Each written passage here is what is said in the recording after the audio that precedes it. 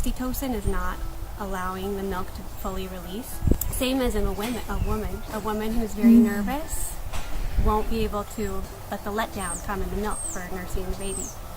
So you can't like treat your cows roughly and expect them to produce for you. I guess my rebuttal is come out and see what we do.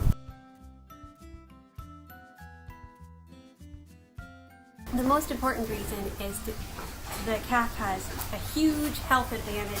The colostrum gives the calf antibodies before their immune system is fully developed. So colostrum is number one. Number two is to get the cow in right away and get her udder checked out, make sure there's no mastitis. Number three is, if you look in the barn here, we cannot keep the calves with the moms. These are the moms. Calves, if we kept the calves with the moms, we would have calves of all different sizes in here, and it would just be chaos. Calves would get trampled, and we have to have the cows in the barn in the winter because the fields don't produce enough grass in the winter, and the fields would just turn to mud. It would just be a muddy, just disaster of a mess out there. I do not think that they miss each other. Once I think they're removed, separated, they don't think about it anymore. That's another reason to take them away right away, is because they don't bond as much. There's 2 cows in here that calved yesterday, and nobody's mooing, nobody's calling for their babies. I don't believe that cows have the same emotions that a human has. As humans, it's hard to understand animals thinking differently or having different emotions than us, because that's what we feel. So we kind of project that on animals at times. I can't imagine somebody taking my child away from me. It's not the same. I don't believe that's the same. I think God provides food through us, through animals. And I do believe that it's natural. I do believe that's the purpose. Have you seen that movie Cold Mountain, where the old lady's talking about the goats? They provide companionship, milk, and then she says, and when the time comes for it, meat. And she slits the goat's throat, and she just says, "You were a good girl, little goat." And I thought, wow, she loves it, but she understands the circle. Native Americans, when they shoot a deer, and they say, "Thank you for your life,"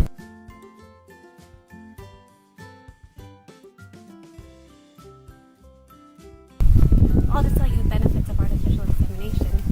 Bulls are very dangerous, especially Jersey bulls, and especially dairy bulls.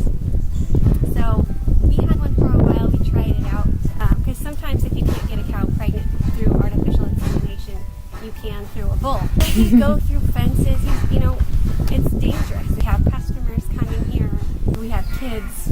We have, it's dangerous to the other animals too. So number one, it's dangerous. Number two, we can use the best bulls from around the world. If we had one bull, 2 bulls, even 3 bulls, even there'd be so much inbreeding. Like I have a catalog with different traits, and I match them up with the cow the best I can. I breed for longevity. I breed for milk production. I breed for all these different traits. Also, like the semen is screened for disease, and just like as in humans, there's sexually transmitted diseases from bulls and cows. Natural breeding is more like rape because it's very rough. It's hard on the cow. Like you get this huge bull on top of the cow. Cows get broken hips. So you turn them all out. There's bulls. There's cows. A cow would be having a calf once a year. They would be pregnant for 9 months. They would have their calf. They would start cycling. Just like wild animals, they're getting pregnant and having babies in the springtime, right? I know people have called it forced pregnancy, but in the wild, they would be doing the same thing.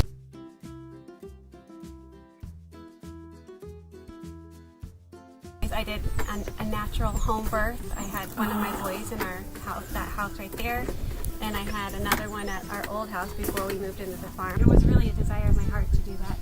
I believe that we need to allow our bodies to do what it knows how to do, with as little intervention as possible. I didn't want pressured into Pitocin or an epidural, any C-section, none of that. I didn't want that. I didn't go into labor for 3 days and my water broke, and they would have I guarantee it given me Pitocin to kick me into labor. When my water broke and it was a little bit early, I was actually scared to go to the hospital. I know a lot of people say they're scared to have a home birth, but it's become the norm to go to the hospital to have a baby, and there's all the equipment there in case there's an emergency. They'll tell you it's the best thing you could do. Your baby's in danger. It can cause the baby stress. And then they're like, the baby's under stress, C-section. When you're in that much pain during the contractions and stuff, you do not want to be dealing with people pressuring you to do something that you don't want to do. It's so much more comfortable in your own home. And I had a water birth both times, so it was a very easy cleanup. You just have to take a shower afterwards. But Ryan was not for a home birth at first. But that's a great example of he didn't want it and I did. And we discussed it and worked it out together. He didn't just say no. You know, I'm not very comfortable with it, but I'll explore that with you. He went away from that and he was like, okay, let's sign up. The next step was to convince my mother-in-law. Brought her to one of the meetings. She got to ask all her questions. At first she was like, I don't know, Tara. I just think it's safer at the hospital. And she was really pressuring me. I was finally just like, I made my decision. My midwife, you know, took great care of me and the baby and made sure we were all okay. And I was able to have a wonderful home birth.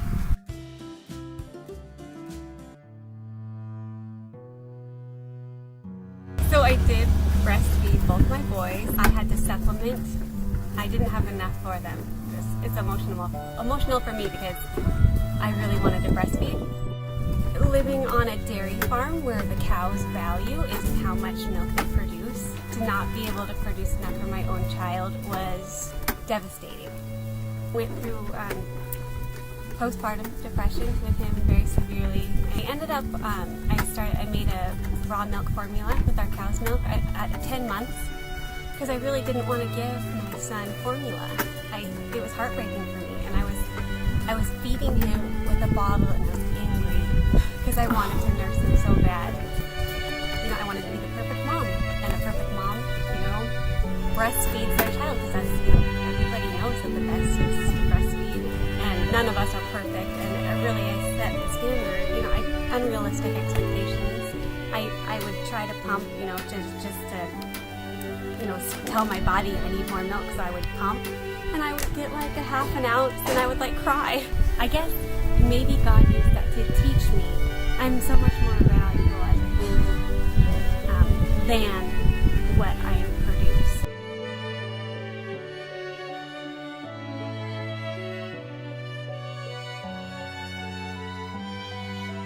I'm very blessed because I was able to nurse and supplement and work at home. And if I worked elsewhere, I didn't have enough milk to pump. I would have dried up and had to do a whole 100% either formula that I made or that I bought. And I wouldn't have been able to pump like that if I was working a 9-to-5 job, you know.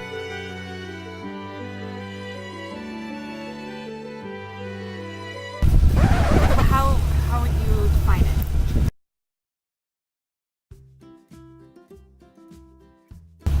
I think I look at men and women's roles differently because I'm a Christian, and in the Bible it says a woman and a wife should submit to their husband. But people that we learn from, we're all submissive to, and it doesn't mean that we're any less than them or less valuable. It's just our roles. It came up this morning at our Bible study about submission and our roles, and I was like, yeah. I realize I don't have the same views as feminists because I don't want people to think like, oh, she's not a feminist. I'm not one of those, you know, take your bra off and that kind of like feminist, I guess. I believe women are strong. I mean, we carry babies. We give birth. We're amazing. I think it puts a lot of pressure on women to be in charge and take on this responsibility that we don't need to. You start actually discrediting our manness and our womanness. I guess here's a way to describe it. I believe that the man is the leader. It's not a value thing at all, which the world looks down upon submission. We raise our fists and say, nobody's going to tell me what to do. I mean, you just look at commercials and they're telling you, do it your way. You know, our tendency is to say, no, we're going to do it my way, you know. And when someone submits, it's beautiful. It takes character, it takes understanding, it takes a lot to submit. So world of relief and pressure off my shoulders, where I don't have to always be in charge. I think it's really hard to have a good marriage without a leader. And a lot of times he'll go with, what I say.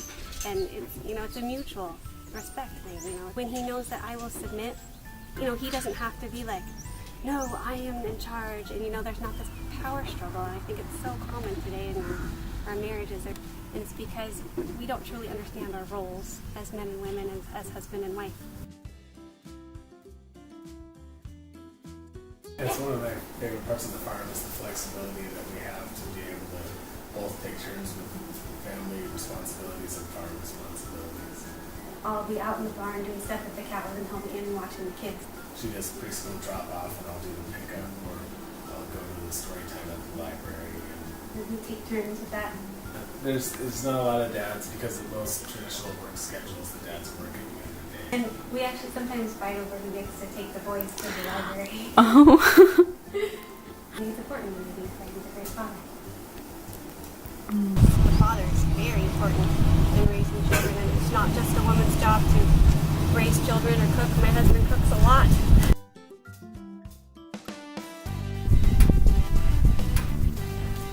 Nice these guys on the south side and the sun.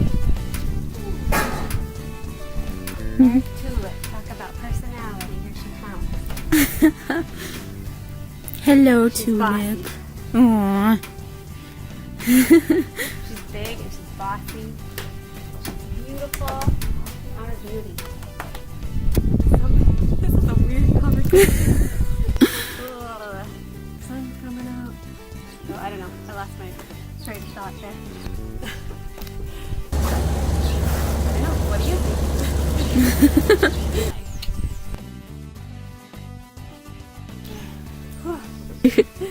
Although I don't like wearing, I don't wear wire. Because it's totally uncomfortable for me, but good.